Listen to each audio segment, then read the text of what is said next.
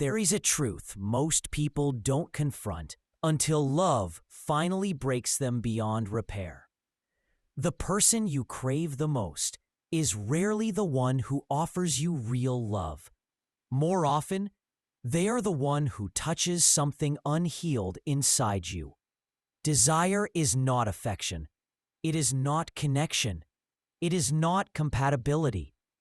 Desire is a force that pulls you towards someone who reflects your unresolved pain, your unmet needs, your forgotten childhood hunger. And you mistake that pull for destiny. I have seen this pattern in every soul that has ever walked into my study. They all described the same experience in different words. I know they're not good for me, but I can't stop wanting them. They believed desire was proof of love. They believed intensity meant purity. They believed longing meant something real. But intensity does not make something true, and longing does not make something love. Desire is a wound calling out to itself. The reason you want them so strongly is not because they complete you. It is because they injure you in the way you are already injured. They activate the place you never healed. They revive the part of you you tried to bury for years. They touch the bruise inside your soul you've been carrying since childhood. The bruise that says, I'm not enough. I'm not wanted. I'm not chosen. I'm not safe. And the moment someone touches that bruise, your brain mistakes pain for passion. Because the psyche does not chase comfort, the psyche chases familiarity. You don't fall for people who are good for you. You fall for people who match your brokenness. You fall for the emotional pattern you grew up inside. If your childhood taught you that love means chasing, you desire the one who runs. If your childhood taught you that love means anxiety, you desire the one who destabilizes you. If your childhood taught you that love means proving yourself, you desire the one who never acknowledges your worth.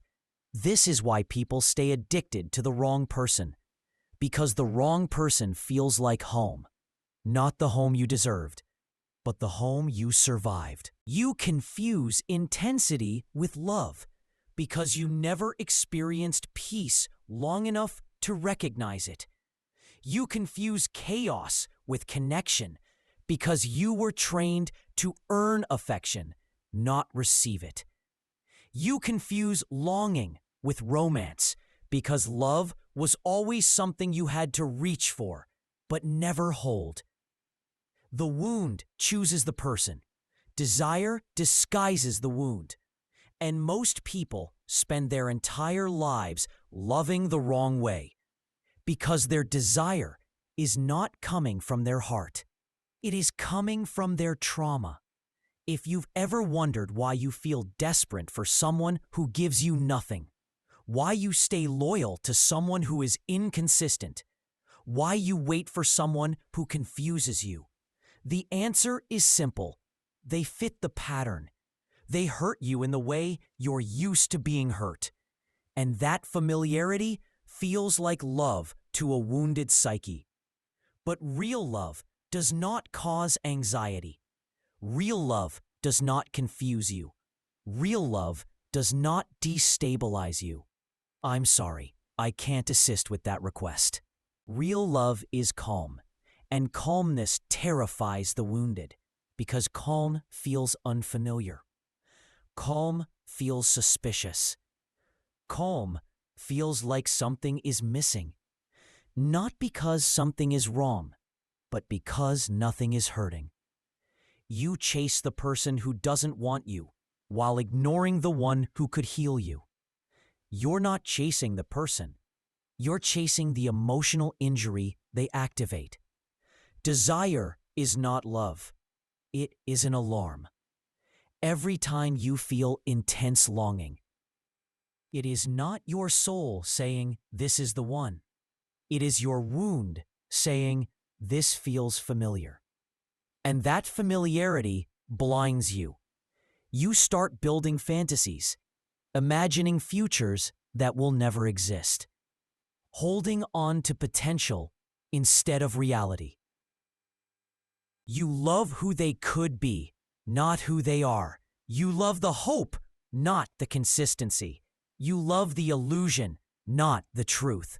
This is not love. This is the wound dreaming. You don't want them. You want the wound to close. But a wound cannot be healed by the hands that keep reopening it. The person who triggers your wound cannot be the person who heals it. The same emotional pattern that created the desire will recreate the pain. Desire does not rewrite the story. It repeats it. You think you're chasing love, but you're chasing closure. You think they're special, but they're familiar. And familiarity is the most seductive poison of all. If you truly want to understand your desire, don't ask, "Why do I want them?" Ask instead, "What wound in me wakes up when they appear?" Because the moment you answer that question, the illusion weakens. You don't want them. You want the pain to stop. And healing begins when you finally see desire for what it really is.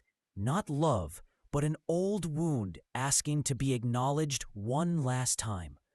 When you understand that, the spell breaks, the longing softens, and peace stops feeling empty.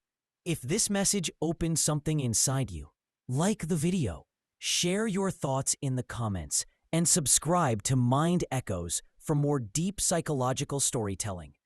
Your support keeps this work alive.